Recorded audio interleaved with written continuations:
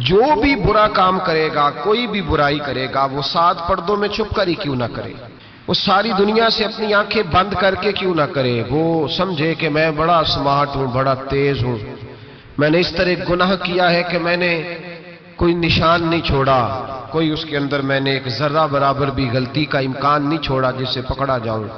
فرمایا نہیں، ساری دنیا سو جاتی ہے، رب بیدار رہتا ہے، سب کو دھوکہ دیا جا سکتا ہے، رب قریب کو نہیں دیا جا سکتا، سب لوگ تیری چالاکی کی نظر ہو سکتے ہیں، تیری تیز زبانی کی نظر ہو سکتے ہیں، لیکن میں یعمل سوءا یجزا بہ، فرمایا یاد رکھ اگر تو کوئی برا عمل کرے گا تو تجھے سزا ملے گی، کتنی ملے گی، کہاں ملے گی؟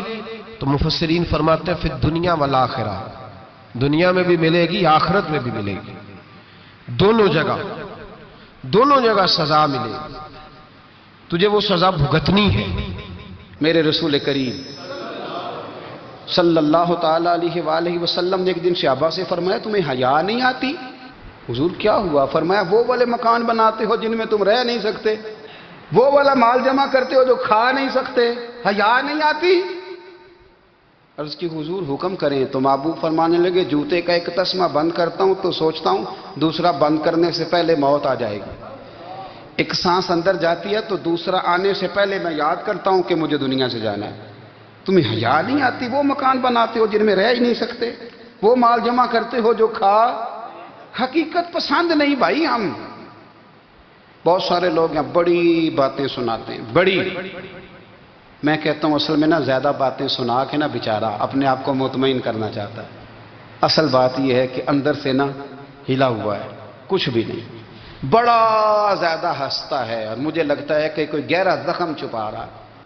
جو شخص رزق حرام کما کے کہتا ہے کہ اس کے بغیر گزارا نہیں چلتا وہ جھوٹ بولتا ہے، اس لیے کہ رب فرماتا ہے جب تجھے پیدا کیا ہے تو تیرا رزق میرے ذمہ ہے۔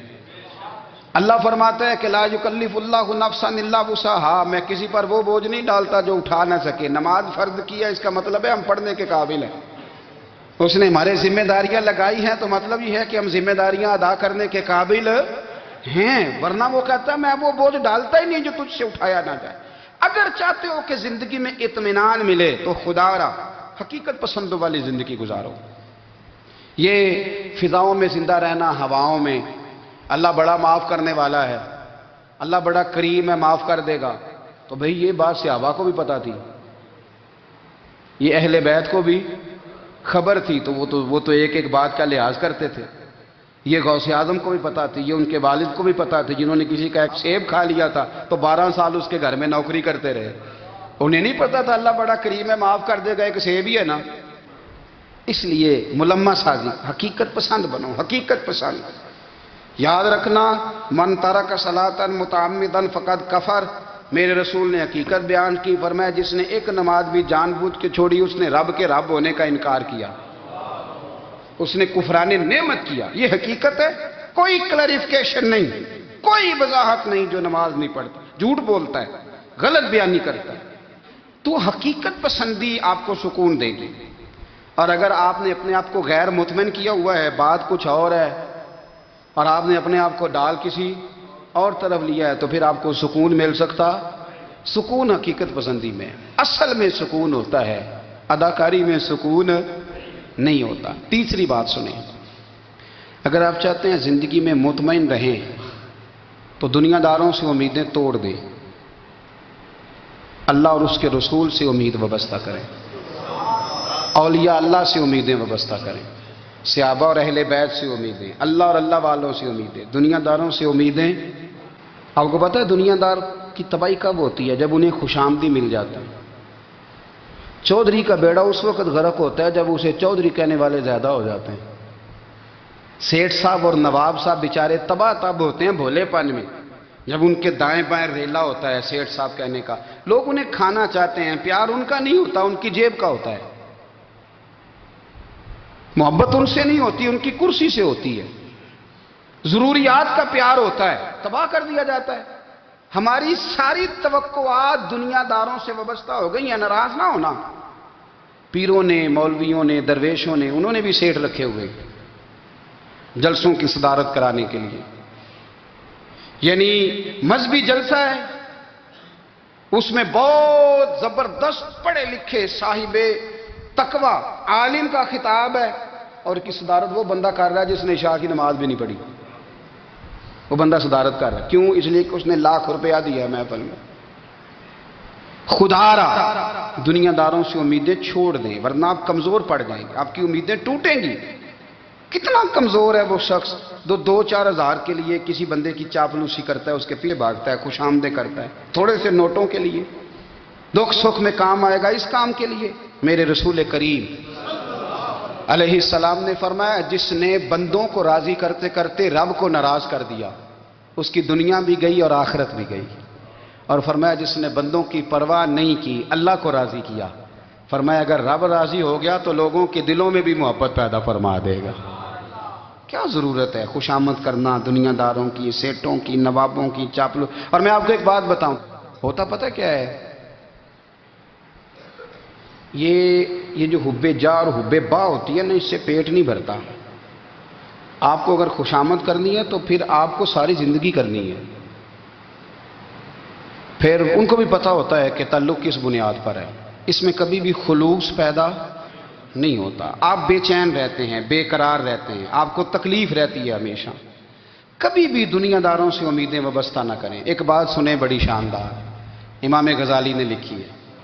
امام غزالی فرماتے ہیں کہ ہارون رشید نہ حج کر کے واپس آیا بغداد میں، تو کونے میں حضرت بہلول دانا بیٹھے تھے. رش بہت تھا، مجمع بڑا تھا. حضرت بہلول دانا بھی سڑک کے کنارے بیٹھے تھے. تو سپاہی کہنے لگے یہاں سے اٹھ جاؤ. فرمانے لگے ہارون رشید کی زمین نہیں، زمین میرے رب کی ہے، میں کیوں اٹھوں؟ وہ قریب سے گزرا تو سلام لی. تو آپ نے اس کا پروٹوکول دیکھا تو فرمانے لگے ہارون رشید تجھ سے تگڑے تگڑے موٹے موٹے پروٹوکول میں نے لوگوں کے دیکھے ہیں، اور یہ جو تیرے دائیں بائیں آج تیرے نعرے لگا رہے ہیں یہ پہلے ان لوگوں کے نعرے لگایا کرتے تھے. اور تھوڑا وقت گزرنے دے، جو تیرے بعد آئے گا نا یہ سارے پھر ان کے نعرے بھی لگائیں گے. تو جھوٹ کی دنیا میں زندہ ہے، ان سے تو نے امیدیں وابستہ کی ہیں، یہ کل اس کے نعرے لگائیں گے. اس کے دل پہ بڑا اثر ہوا، گھوڑے سے اتر آیا، آگے کہنے لگا حضور آپ نے مجھے بڑی اچھی نصیحت کی ہے، میرا دل بڑا ٹھنڈا ہوا ہے. میں نے سنا ہے آپ مقروض ہیں، کچھ لوگوں کا قرض، تو مجھے کوئی حکم ہی کر دیں. آپ ہنسنے لگے، فرمانے لگے یار تو بڑا ہی بیوقوف ہے، بڑا ہی بیوقوف ہے تو. میں تجھے نصیحت کر رہا ہوں تو مجھے الجھا رہا ہے. حضور کوئی حکم کر دیں. کیا خوبصورت انداز ہے رب کریم کے بندوں کا.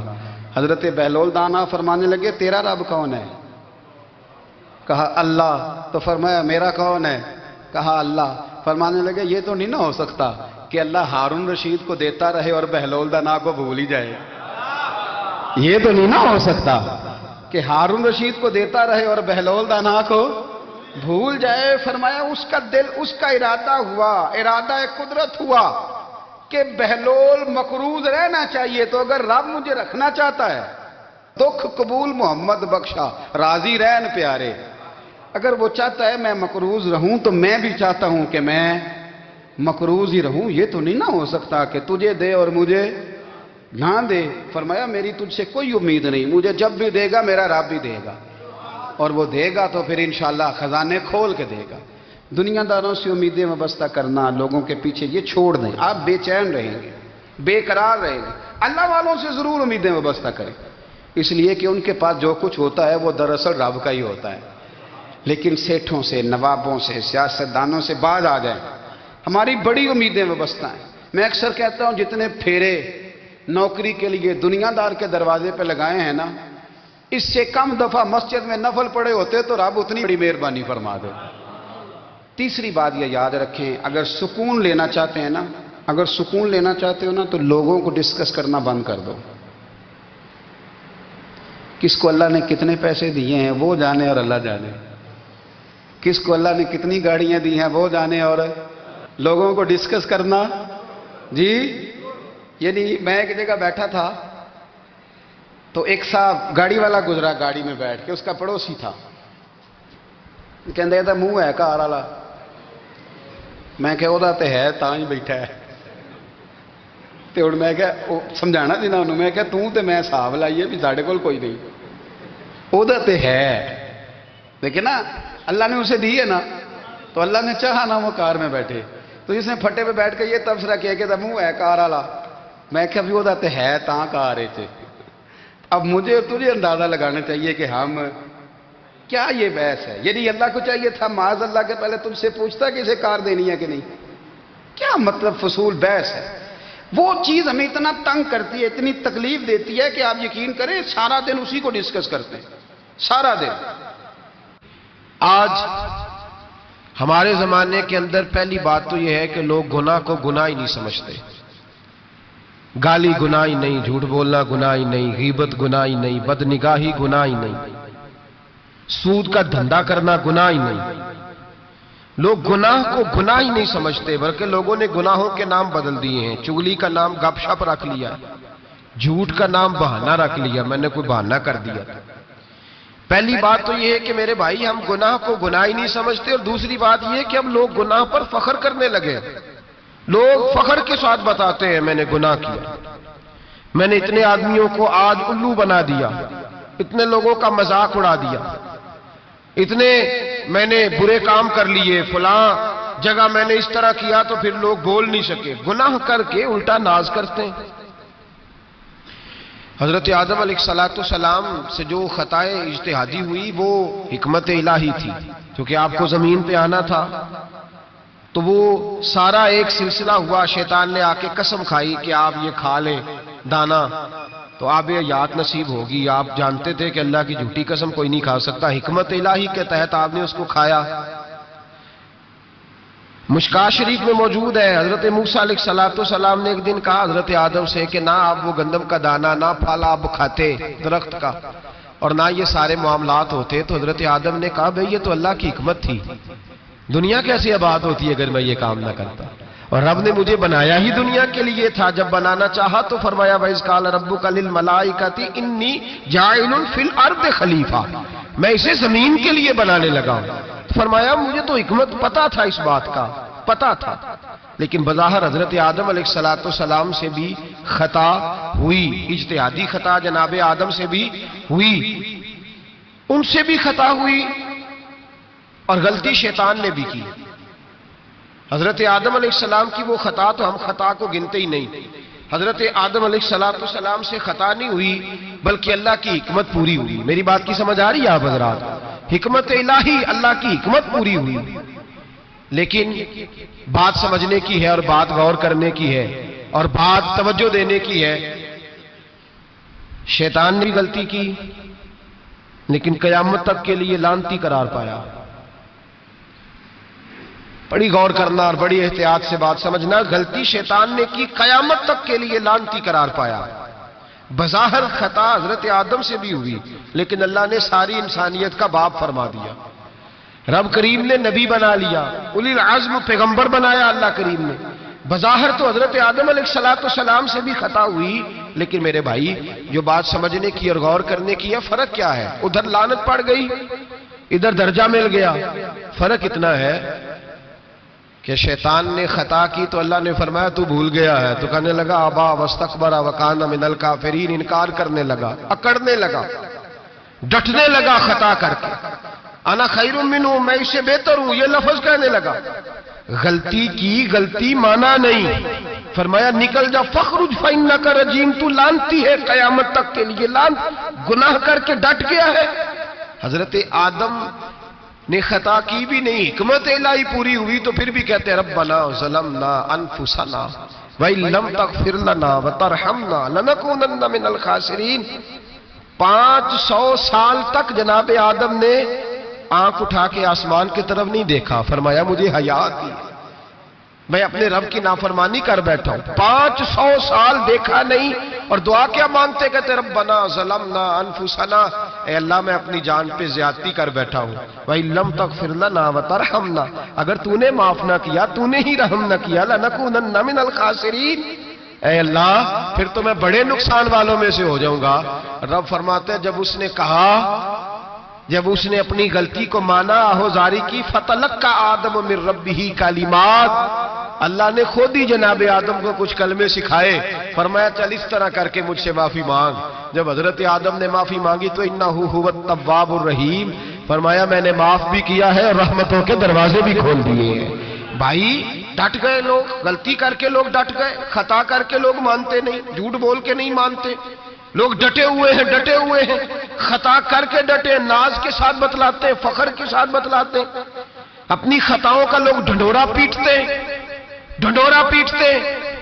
یہاں اخبار میں آئے دن پڑھو، بہت بڑا بیوروکریٹ، بہت بڑا تاجر، بہت بڑا صنعتکار، ٹیکس والے پہنچ گئے، صاحب ٹیکس دیجئے، کہتا میرا تو اپنا پیسہ ہی نہیں، میں تو لمٹ کا کاروبار کرتا ہوں، بینک کے ساتھ کام کرتا ہوں،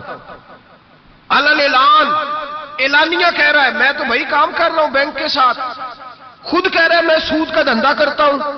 میرے نبی کریم سید عالم علیہ السلام نے فرمایا ماں کے ساتھ زنا کرنے والا اتنا برا نہیں جتنا سود کا کاروبار کرنے والا برا ہے۔ اتنا بڑا جرم اور تو اعلانیہ بیان کر رہا ہے، ڈٹ کے بات کر رہا ہے تو اعلانیہ۔ میرے نبی پاک نے فرمایا سود لینے والا، سود دینے والا، سود کا کاروبار کرنے والا، سود کی دستاویزات لکھنے والا، اس پہ گواہ بننے والا، سودی آدمی کو گھر میں پناہ دینے والا، جس کو پتا چلے یہ سودی ہے پھر بھی غصہ نہ کرنے والا، سودی کے ساتھ تعلق بنانے والا، سودی کے ساتھ راضی ہونے والا۔ فرمایا جتنے لوگ بھی ہیں ان سب پر خدا کی بھی لعنت ہے، فرشتوں کی بھی لعنت ہے اور محمد مصطفیٰ کی بھی لعنت ہے۔ اتنا نحوست والا کام اور ڈٹ کے تو بیان کر رہا، شرم ہی نہیں آ رہی، حیا ہی نہیں آ رہی، اتنا تو برا فیل کرتا، ڈٹ کے کہتا ہے وہ تو میرا تو جناب کا پیسہ ہی اپنا نہیں، میں تو سودی ہوں، حیا کر۔ لوگ گناہ کرتے اور فخر بھی کرتے، زیادتی کرتے اور فخر بھی کرتے، ظلم کرتے اور فخر بھی کرتے۔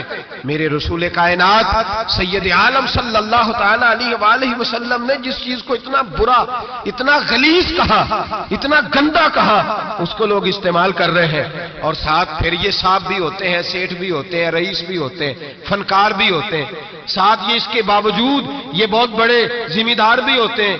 اتنا غلط اور غلیظ کام کرنے کے باوجود لوگ فخر کا مظاہرہ کرتے ہیں۔ یاد رکھیں اور پھر یاد رکھیں، انسان اگر کبھی ناز کرے گا تو اس وقت کرے گا جب اللہ اسے اپنی رحمت عطا فرمائے گا، اور وہ بھی شکر کے انداز میں۔